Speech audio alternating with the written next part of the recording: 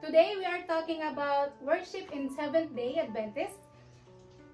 What it look like and why it's important to be Adventist, and how it help Adventists grow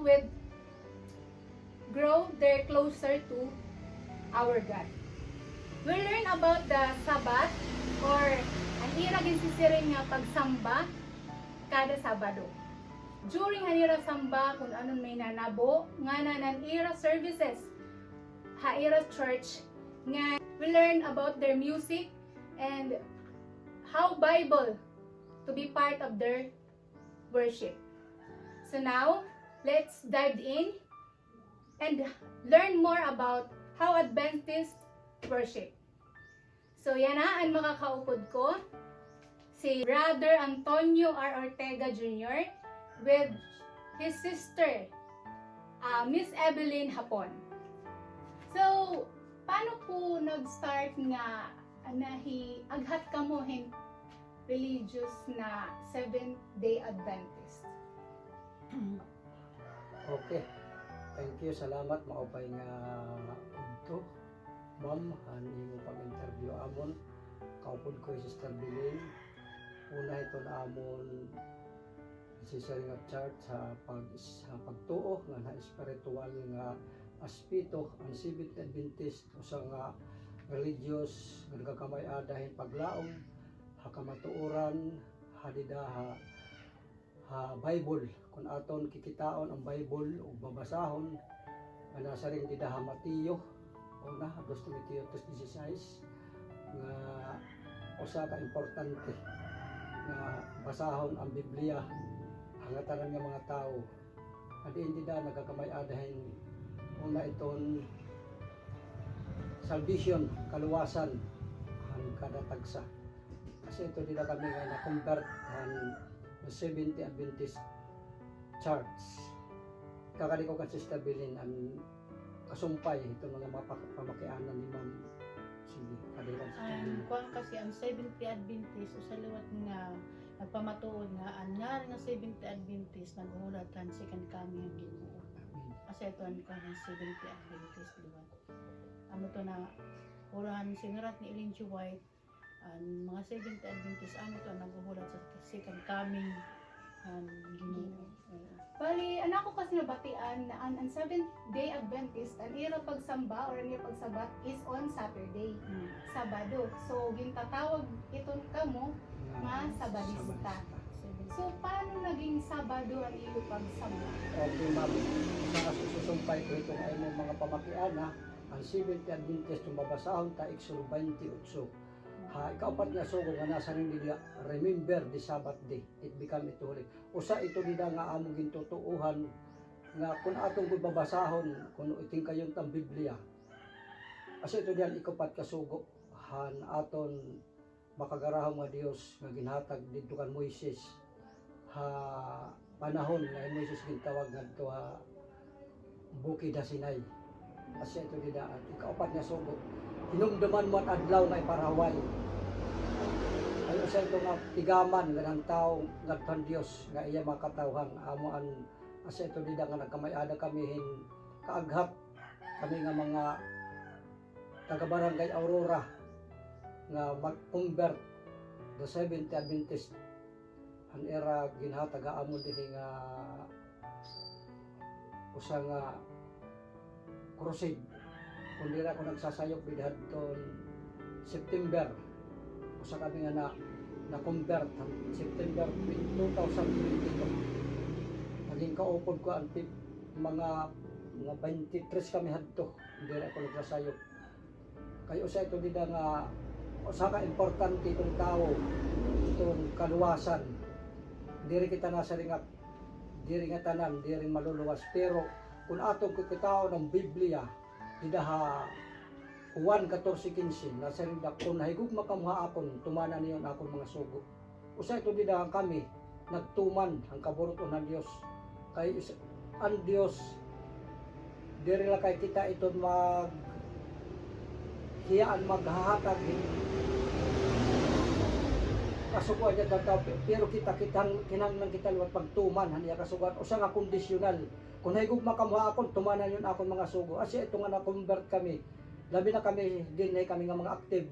Si Sister Bilin, si Sister Malo, ako po na iba ko pa din asi ito ma'am nga sugad dito ang among sitwasyon nagkamay-ada kami din temporary nga amon simbahanan nga akon yan ito ginhatag nga donation ko ito nga akon dida balaygan haya na may na kami gintitindog may na kami magiging sambahan akong gipapasalamatan ang akong mga member ang among pastors nga tanan ang summer mission kaupo dito mga literature evangelist ang salamat ka tanin mo pag-interview siya kakadugangan ikadikol kan Sister Bilin ang imong mga pamakian at akong panahon na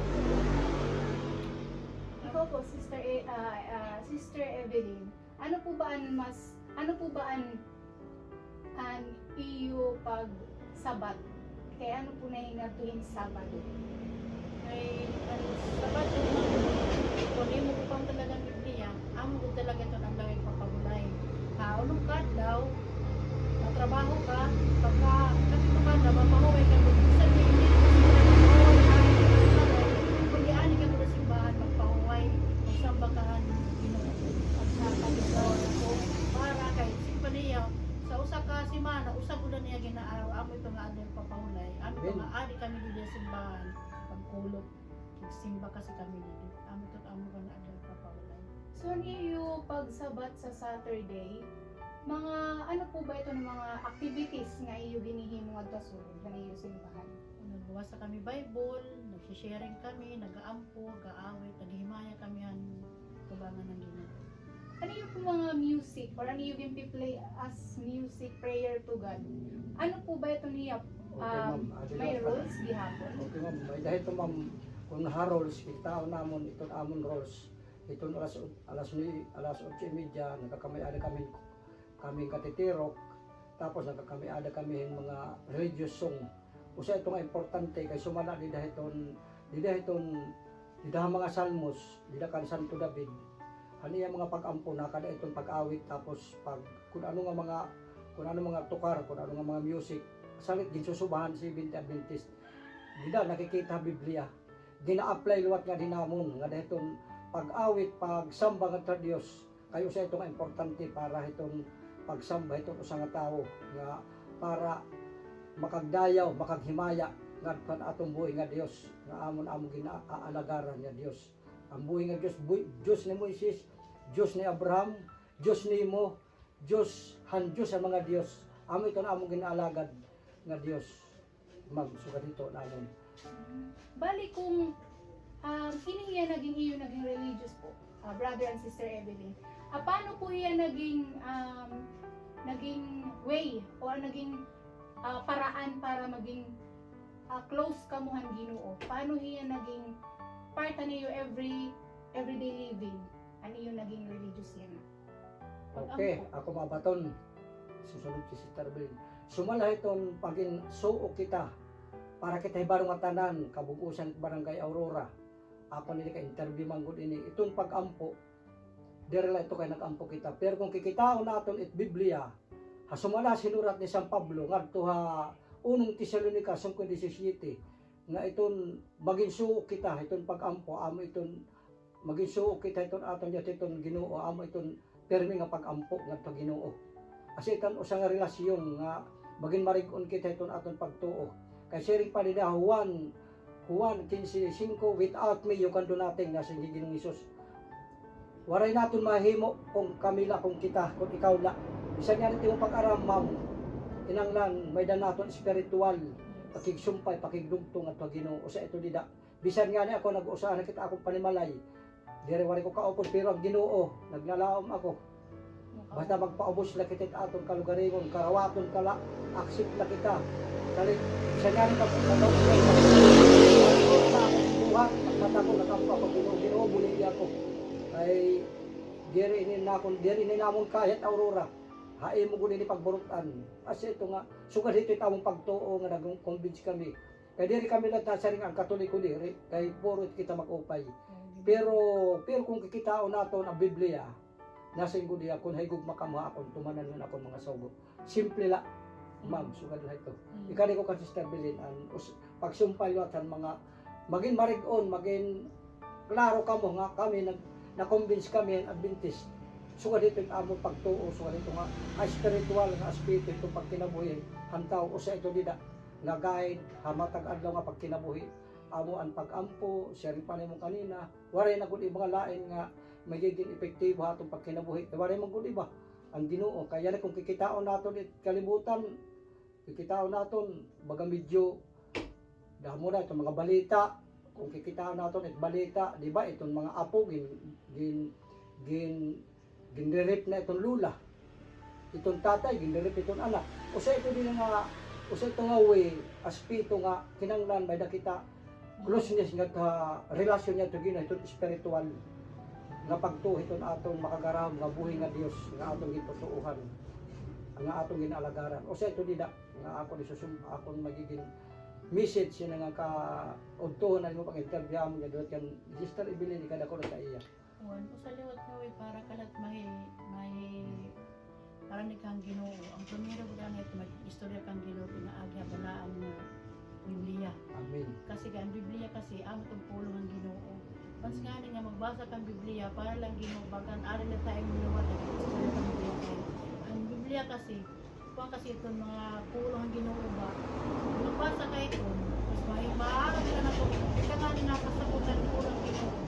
Before kayo magbasa ng kampo ka anay, mas maabla na nga mo kasi unang-una, pati mo kasing-kasing, malukil ni mo nga, Ginoo ni kong layo.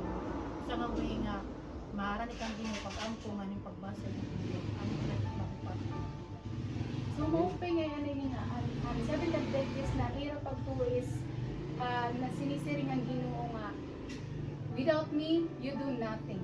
So napaka parang eye-opener siya sa mga kabataan niya na syempre mas maaraman kita ano na ang mga bago yan na tubuan no. Waray na bali-waray na tumam, waray na ito mga kanito.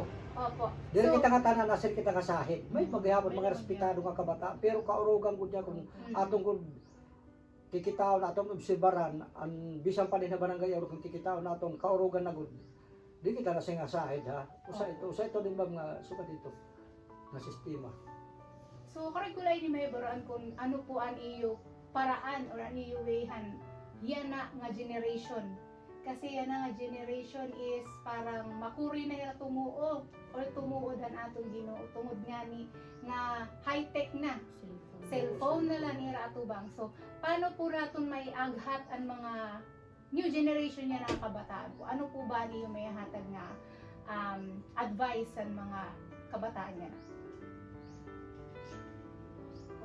Para akon yung opinion ang kabataan siguro kung natong kikitaon natong good hakon laha siguro tikang anay do at ilang nakakanak diba paggikan itong mga haada aton mga kag-anak kinanglan kung anong good anay nira una anay hera nga maghatag hin disiplina hanira mga anak kay paggikan ito diba kita ton mga bata pa kita una man ang mga kag-anak magudanay pag-abot nga diliwat ang religious, may dalat namin mga programa na din mga kabataan-unan na nagdidinasigay liwat.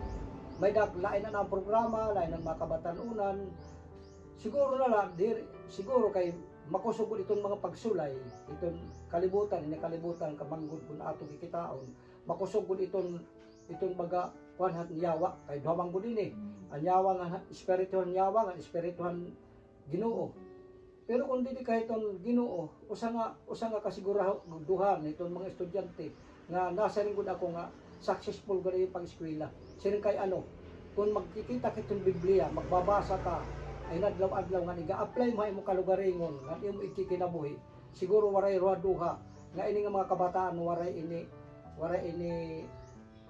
may dahil ni kabubuhason. Ngan parte akon iton usa nga pagsuhito nga paghatag ng disiplina ng mga kabataan usa ito nila nga uwi nga dayton religious labi na amon religious diri lang kami nasa ring nga maupay na religious pero kung mamamati liwat kasi siyempre message man ko din una nga pitat Bible study una nga pitat kumaro yung Bible study kabataan kung mamamati kay naman ko din may namamati karyak namon maghatag mga dinyan mga kabataan hin mga pagsagdon, so ganito, Bible study, pagpaaram, nakaruyag nila mag-aram ng Bible study, pulong ang Ginoo. Kasi ito rin nga, maigin ang bata, diri maigin pasaway, kung di dahil ito nga aspito, kapag kinabuhi ang Seventh Adventist, kaya kung atong kikitawan ng mga Seventh Adventist nga kapatanunan, di man sa mga disiplinado talaga,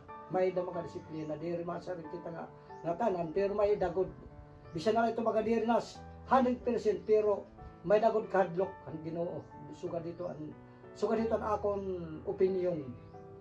Sugad ba tan imo pakiana may mga time, may mga panahon lang nga. Siyempre na ang bata nakakamay-ada luwatin ka kalibutan masyado ko din siya rin pa kaupay pagkinitaon. Salamat. Ikaw po, Sister Evelyn, ano po ba mo mahatag nga advice siya na mga kabataan nga bago nga po, lalo na yung mga Gen Z, nga maaghat nato ni Ran iyo siya na. Or magtuo hira, ibisan dira iyo pag-relate, iyo religion. Ang una ko rin tayo ito kung mga kabatanunan niya na namamati labahang pulong ang Ginoo.